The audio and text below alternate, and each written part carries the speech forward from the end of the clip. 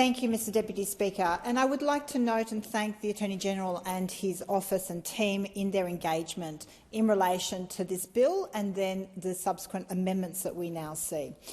As others have said, it is so important that we have trust and faith in important institutions. As I noted in my speech yesterday, the Australian Administrative Tribunal, the Administrative Appeals Tribunal plays an incredibly important role because administrative decisions touch on so many areas of people's lives. And it is important that they be able to have a fair appeals process and a timely appeals process to that.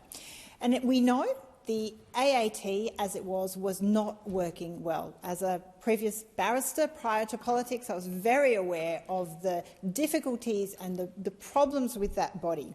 And it had been politically stacked. So I very much supported the Attorney-General's decision to abolish the current the AAT as it was and replace it with the Administrative Review Tribunal.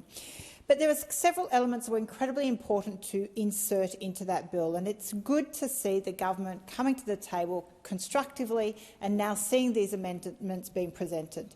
The member for Mackellar moved amendments in relation to the appointment process, making sure that we have a robust merits process to these appointments, but also an independent panel to ensure that when the Attorney-General exercises discretion in relation to appointments, it is picking from people that have been assessed as qualified and capable for the role, and not just a politically stacked appointment.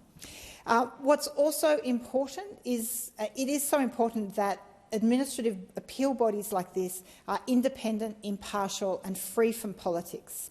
Australians must feel like they're going to get a fair hearing before an administrative review body that can make key decisions affecting their lives.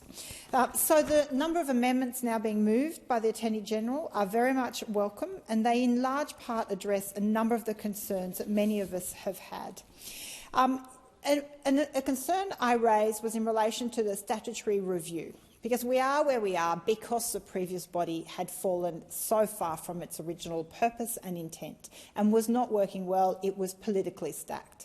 So the amendment the Attorney-General now has presented, has tabled, reflects the amendment I was offering, and I very much welcome that, especially in relation to all the engagement that there's been in relation to this issue. And I know many individuals and organisations called for such a review clause to be included in the legislation, because we're not infallible and we need to make sure through a legislated review process that the intended changes work as was meant to be.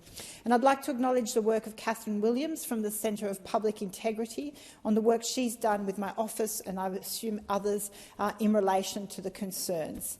The statutory review clause the government is offering is a little different.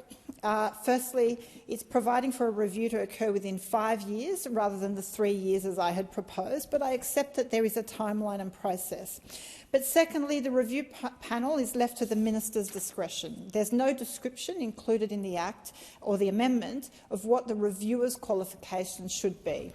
This does contrast to the membership of a review panel that I had proposed with my amendment, specifically that it must be comprised of 3 members appointed by the minister and include a former judge of the High Court of Australia, of the Federal Court of Australia or of the Supreme Court of a state and territory, a person with experience in community advocacy and engagement relating to matters dealt with by this Act, and a person with significant knowledge or experience relating to matters dealt with by this Act. So those 3 qualifications help give confidence that in the review process, the review panel will have necessary skills.